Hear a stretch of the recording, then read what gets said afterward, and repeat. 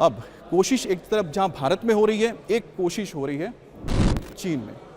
जी हाँ, एक कोशिश चीन में हो रही है क्योंकि डोनाल्ड ट्रंप इस वक्त चीन के दौरे पर गए हैं और आपने तस्वीरों में देखा होगा कि बहुत ज़बरदस्त स्वागत किया गया। लेकिन स्वागत तो हुआ, लेकिन एयरपोर्ट पे आपने क्या शी जिनपिंग को देखा था? नहीं देखा था। शी जिनपिंग वहाँ पर मौजूद नहीं थे, लेकिन उन्हें रेड कारपेट वेलकम दिया गया था। फिर दोनों की मुलाकात हुई है।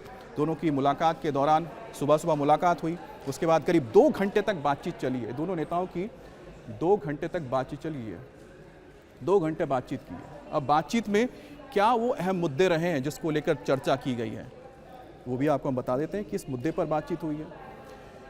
शी जिनपिंग ने डोनाल्ड ट्रंप से कहा है कि उनके देशों को विरोधी नहीं बल्कि साझेदार होना चाहिए। विरोधी नहीं बल्कि साझेदार होना चाहिए, यानी कि हम एक दूसरे के दुश्मन ना बने, एक दूसरे के पार्टनर होकर काम करें। तो ये एक पॉजिटिव सिग्नल है क्योंकि चीन को पता है कि बिना अमेरिका के इस वक्त वो अपनी अर्थव्यवस्था को नहीं पटरी पर ला सकता है। चीन की अर्थव्यवस्था अंदर से बहुत ज़्यादा डैमेज हो चुकी है। हालांकि वो दिखने वाली नहीं है क्योंकि आप सोचिए करीब 15 ट्रिलियन की इकनॉमी है और अमेरिका की करीब 25 से 26 ट्रिलियन की इकनॉमी है। आप सोचिए इनकी इकनॉमी अगर 15 ट्रिलियन की करीब है और इनकी है करीब 26 ट्रिलियन की, तो इसको नुकसान होने में और इसका असर देखने में काफ़ी वक्त लगता है।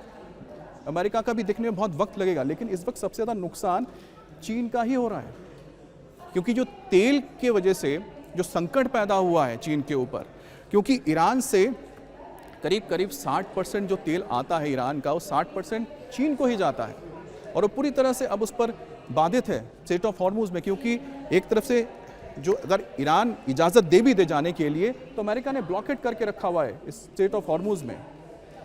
देखिए स्ट्रेट ऑफ हॉर्मुज में अगर यहाँ पर ईरान ने अगर ब्लॉक किया है तो बाहर के तरफ अमेरिका ने कर दिया है। अगर ये ईरान के पास है तो ये यूएस ने यहाँ पर ब्लॉक करके रखा हुआ है।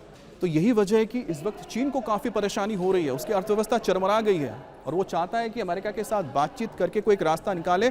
मज़े की बात यह है कि दोनों ही यही चाहते हैं। अब अमेरिकी राष्ट्रपति ने शी जिनपिंग को महान नेता बनाया है, बोला कि आप बहुत बड़े नेता हैं, महान नेता हैं। ये एक दूसरे को खुश करने की कोशिश है। आप जानते हैं डिप्लोमेटिक बातें होती हैं। मध्य पूर्व में संघर्ष सहित कई जटिल मुद्दों पर चर्चा हुई है, ये सबसे महत्वपूर्ण है क्योंकि मध्य एशिया का अभी सबसे बड़ा मुद्दा क्या है?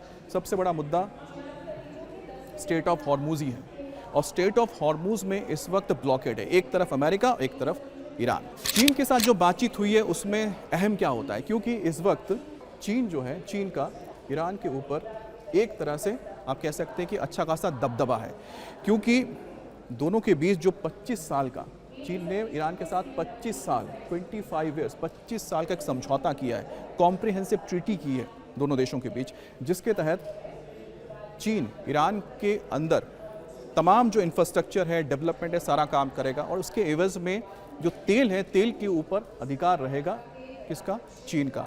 और इसके लिए करीब 400 बिलियन डॉलर इन्वेस्ट करने जा रहा है। 400 बिलियन डॉलर चीन ईरान के ऊपर इन्वेस्ट करेगा। अब ऐसे में चीन ने अगर पैसा लगाया है पिछले करीब 5 साल में, तो उसने कई बिलियन डॉलर्स लगा दिए। अब ऐसे में अगर ईरान के ऊपर हमला करके उसे पूरी तरह तहस नहस करते तो नुकसान किसका होगा? चीन का होगा। और यही वजह है कि चीन चाहता है कि अमेरिका के साथ बातचीत करके किसी तरह से अमेरिका को रोका जाए कि उसके ऊपर हमले आगे ना बढ़ाए।